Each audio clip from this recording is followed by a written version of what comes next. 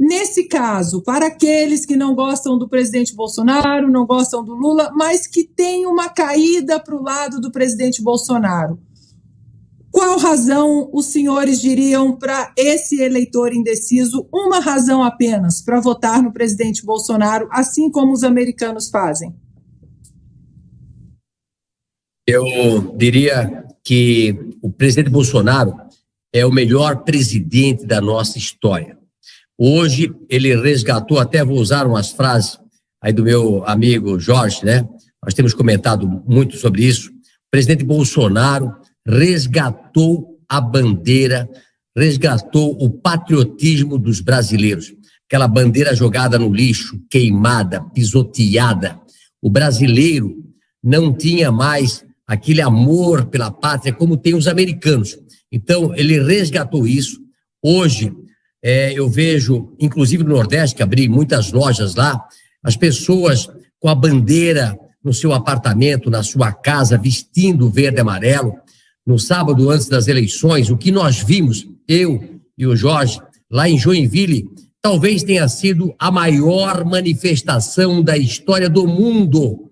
Você imagina que a gente andou 20 quilômetros nos dois lados das ruas, era a gente atacando o presidente o tempo todo, andando na frente da moto, e eu estava com aquela minha CG ali, né? Graças a Deus, estava com a minha esposa atrás da garupa, para frente, para trás, para frente e para trás, o Jorge na garupa do presidente, que estava com a moto grande, né? Eram as pessoas atacando o presidente, se jogando na frente da moto, e quando nós retornamos para o aeroporto, a passeata, a motociata não tinha saído ainda do final, e nós fomos recebidos pelas mesmas pessoas que viram a gente partir. Andamos 2 horas e retornamos para o mesmo lugar e estavam as pessoas para lá, paradas, que não tinha como sair. Então, é esse Brasil aqui de Santa Catarina, esse Brasil que trabalha,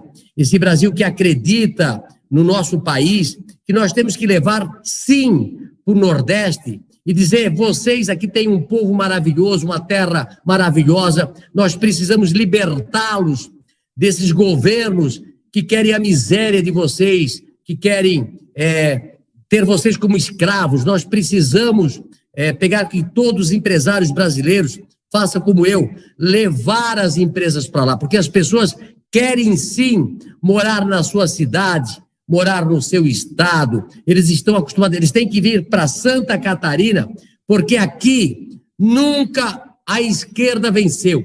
Santa Catarina é um exemplo de estado. Aqui, nem PT, nem PCdoB, nem PSOL, nem Rede, nem PDT nunca colocaram a bunda na cadeira de governador.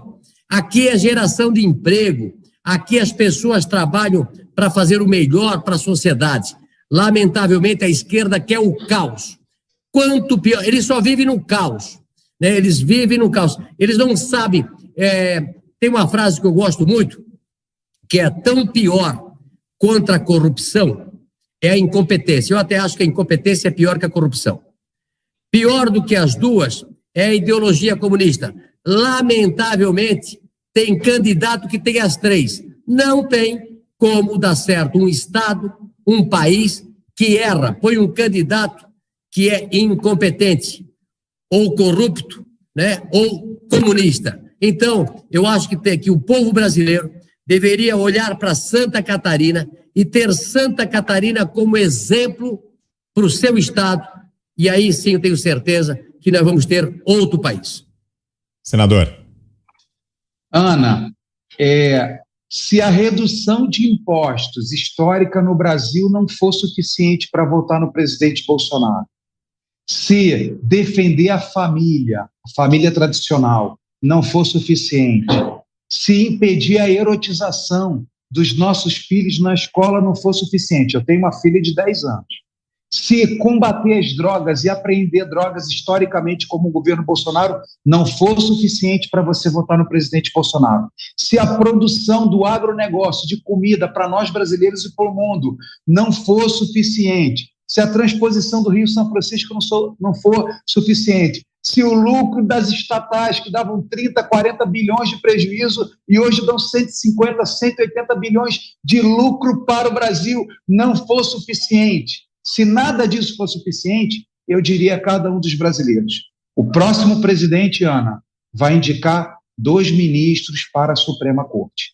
Nós não podemos permanecer com indicações tão ideológicas, tão contra o que nós cremos, o que 90% de nós brasileiros cremos, que são as doutrinas cristãs, que são os ensinamentos que, né, nós crescemos com isso, sejam evangélicos, sejam católicos, sejam espíritas, todos aqueles que creem em Jesus Cristo, né, que defendem isso. Nós sabemos hoje, nós temos um Supremo Tribunal Federal totalmente avesso, alheio à cultura judaico-cristã. Se tudo isso que eu falei não for suficiente, todas as obras que o presidente fez não for suficiente, Ana, então que seja a preocupação de limpar o Supremo Tribunal Federal, colocando 2 novas pessoas dignas, corretas e que respeitem o que nós, a maioria dos brasileiros, respeitamos, que é a família e são as leis de Deus e a cultura judaico-cristã.